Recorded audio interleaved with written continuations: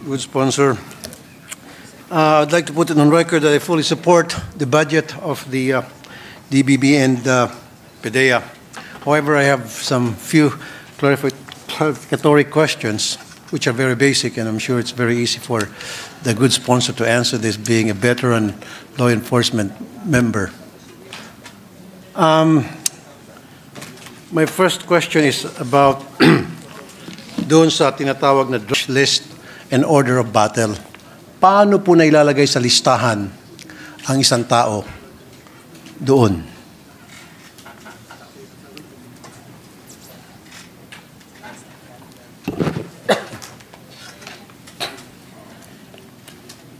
Your Honor, it started from the barangay level.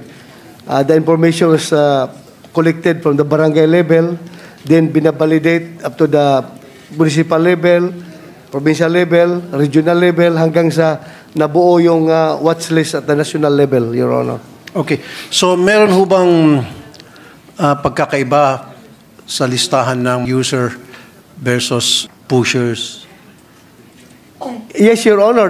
May separate list po yan, yung mga users at saka yung pushers. Okay. But sometimes, nakakategorize sila. Pero sometimes, may isang tao na he's a user at the same time, a pusher. So, okay, kasama siya sa dalawang listahan doon. User na, pusher pa. At meron din po ang PDEA listahan ng mga supplier at manufacturers. Yes, Your Honor. Okay. The reason I asked that, Mr. President, the good sponsor, years ago, ilan ng mga napunta sa aking mga complainants na nailagay ang pangalan nila sa watch list samantalang malinis naman sila. So ang duda nila, meron silang kapitbahay o merong galit sa kanila na may connection sa barangay, sa law enforcement, kaya inilagay ang pangalan nila doon. In some cases, in the past, may napapatay pa dahil dyan. So paano po maiwasan natin na mangyari yan ulit?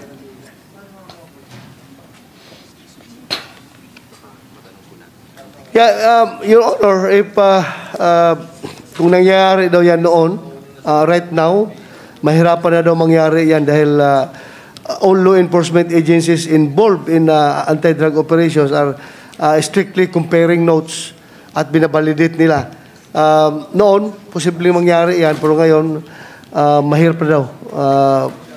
Dahil nga, ang validation process ay periodic at palaging ginagawa, Your Honor. So halimbawa po, Mr. President, good sponsor, ang isang taong nagtatrabaho sa barangay at sabihin natin officials ng barangay at meron siyang galit na tao sa kanilang barangay. So ilalagay niya sa listahan yung isang taong yon, and then may connection siya sa PNP at i-validate yung sinabi nung taga-barangay na naglagay sa listahan ng kagalit niya. And so my question then is, what degree of proof ang kailangan para ma-ensure na yung ginagawa nitong barangay official na ito dahil galit lang siya sa isang tao ay hindi makakalusot at hindi dumating sa hindi ka nais-nais, which is ma-raid yung bahay niya, mahuli siya, maplantahan siya, etc. Kasi in some cases, siguro alam niyo po ito, good sponsor, marami sa mga kababayan natin, especially yung mga mahirap, na pagdidiskitahan, hinuhuli, at alam naman natin, wala sila talagang kasalanan, at pinaplantahan. We understand those unfortunate incidents, Your Honor, pero as of now, the PDEA Director General is giving us the assurance na mahirap na daw yan mangyari ngayon because the management of the watch list, this is identification and validation of individuals involved in the illegal violation of PDEA, PNP certified BADAC, Barangay Anti-Drugs Council's watch list. This is for the purpose of identifying individuals to be recommended for appropriate intervention programs such as treatment and rehabilitation of persons who use drug information program for qualified pushers. posibleng mangyari yan talaga, Your Honor, kung may mga tao na may masamang intensyon na magbigay ng wrong information doon sa PNP or sa PDEA para yung kalaban ba niya sa negosyo, kalaban ba niya sa politika, or na gusto niya may isama sa listahan, posible yan, makarating yan doon, pero with the very stringent validation process being conducted by these agencies, PDEA, PNP, local government units, and the barangay and the municipal abuse councils, baka mahirap na yan mangyari ngayon, Your Honor. So, thank you, good sponsor, Mr. President. So, yung listahan ng PDEA at ng PNP pagdating sa watch list or order of battle, magkapareho or in some ways magkaiba?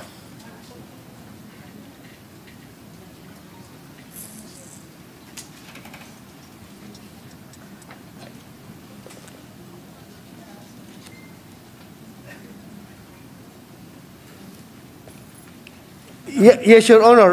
Magkaisa na po yung listahan dahil kinukonsolidate nila, nagko-coordinate sila palagi, yung NBI, PNP at PDEA, iniisa na yung listahan. And we are no longer using the term order of battle, Your Honor. Watch list na lang yung nakalagay doon sa... Kasi in the past, sikat na sikat yung salitang order of battle. Military term yan. Pag nilagay ka doon sa listang order of battle, delikado ng buhay mo. Yes, It's either mapaplantahan ka at makukulong ka or sementeryo. Yes, Your Honor. So ang sa akin lang po kasi, gusto ko lang maiwasan na yung mga inosente, of course, galit po ako. Sana yung mga maliliit nating kababayan, yung mga talaga inosente, hindi mapagplantahan, mapagbintangan at makulong dahil sila ay napagdiskitahan lamang at sila ay nasa kulungan. And I'll tell you, it's a fact na napakaraming mga kababayan tayo dyan sa city jail na nag-aantay ng kaso nila ma-resolve na inosente, believe it or not. Napakarami yan, and you know that the good sponsor, number one, pinantahan sila. Number two, wala silang pampiyansa. Number three, mahirap sila. Yun yung tatlo, kaya hanggang ngayon nabubulok sila sa city jail. So, having said that, sana maging careful ang ating mga taga-PDEA, law enforcement, sa pag-qualify ng isang taong whether he's user or not, para naman masara po yung mga inosente doon sa mga talagang totoong mga pushers. Now, nagsusuot ba ng body-worn camera ang mga PDEA operatives tuwing sila po ay pupunta sa field? I mean, at 100% rate. Kasi sa PNP, sa 10 na gagawa ng operation sa field, yung isa salamat kung meron, tapos sira-sira pa yung camera at hindi pa umaandar. Sa PDEA, hindi ba ganon? PDEA has 100% body-worn camera to all its operatives during anti-dance, Your Honor. 100%, right? 100% complete. Very good, excellent. Very nice to hear. Now, yung pong mga nakukolekta na ebidensya ng mga operatives sa field, saan po dinadala yun? Saan po ini-store? We have evidence custodian, Your Honor, na nagtatago sa mga ebidensya, provincial offices, regional offices, Your Honor. Doon po nakalagay yung mga nakatambak yung mga ebidensya. Okay. Gaano ka-secure po yung evidence room, kung tawagin if you will, na masiguro hindi po malulusutan yun, meaning wala pong mga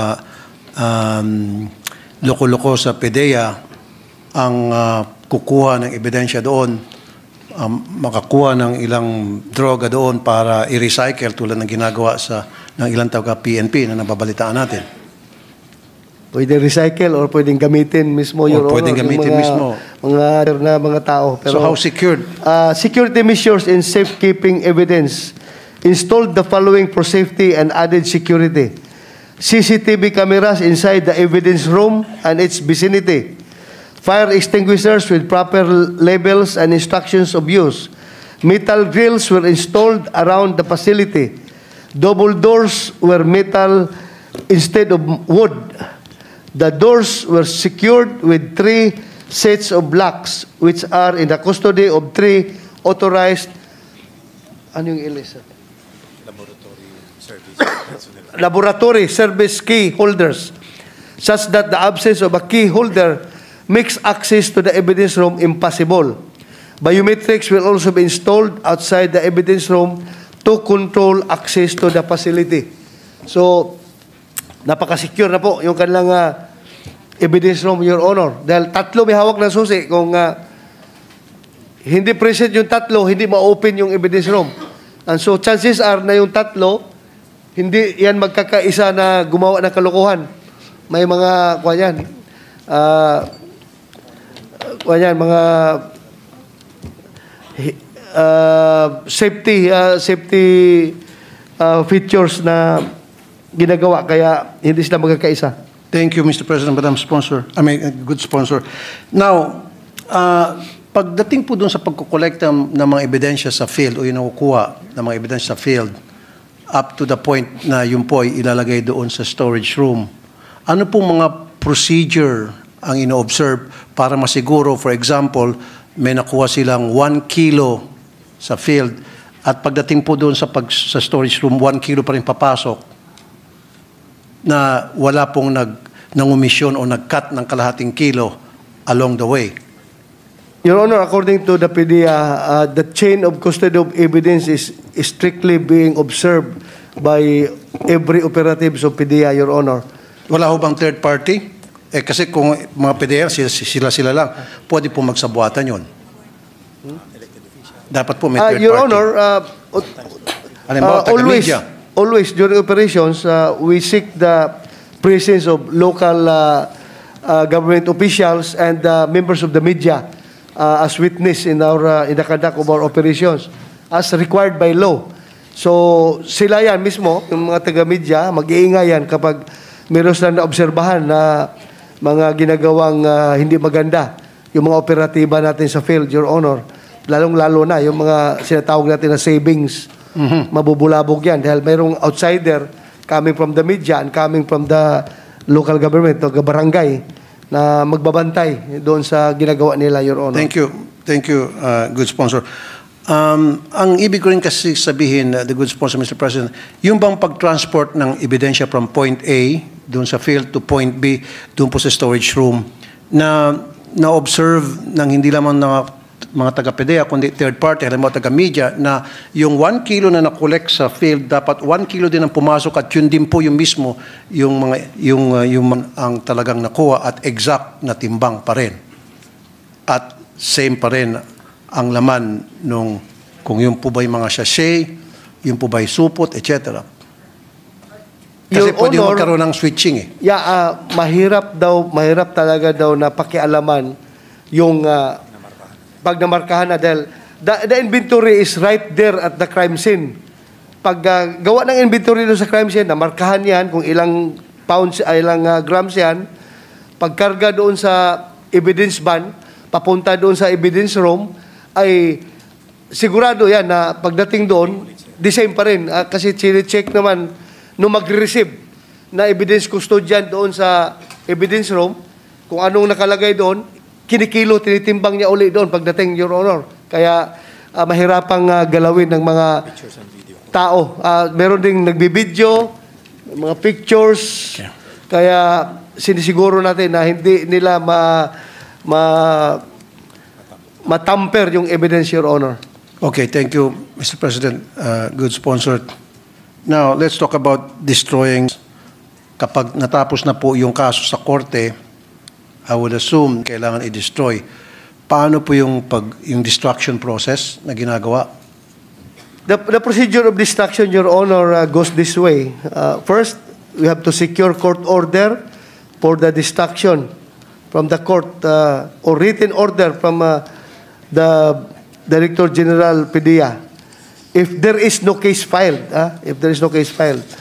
Number 2, take pictures of the evidence. Number 3, reweigh the evidence. Number 4, re-examine the evidence. Number 5, take representative samples pursuant to the provisions of Board Regulations Number 1, Series of 2002, and Number 6, burn using thermal method. Okay. Yes, I understand. Now, Yes. doon po sa burning, na proseso, sino-sino po ang present at nag-observe para masiguro na yung mga sinusunog ay yung pa rin po na nanggaling doon sa storage na may court order na pwede na i-destroy? Your Honor, the witnesses prescribed by law, accused or counsel for the accused, DOJ representative, media representative, elected public official, and civil society group cannot proceed to the destruction site at a short notice. Moreover, the said witnesses cannot proceed to the destruction activity on an almost daily basis. So, but still, pinagsisikapan na ito, pag lalong-lalo na yung destruction ng malakihan, Your Honor, nire-require talaga na yung presensya nito mga tao na ito. Okay. Thank you, Mr. President. Good sponsor. Ano pong ginagawa ng PDEA na para masiguro yung monitoring ng kanilang mga agent na hindi mapasok sa pagbebenta ng we have continuing counterintelligence efforts, Your Honor, meaning we are monitoring all our personnel as far as their daily activities is concerned. And yun naman sa paggamit ay nagkakaroon tayo ng mga random personnel from time to time para mahuli yung mga gumagamit. Lalong-lalo na yung mga suspected na tingin natin ay gumagamit na. We require them to undergo, Your Honor. Thank you. So far, ilan na po yung mga PDEA agents ang natanggal sa trabaho, nasibak dahil sila po pala ay later on, they were found out to be users na?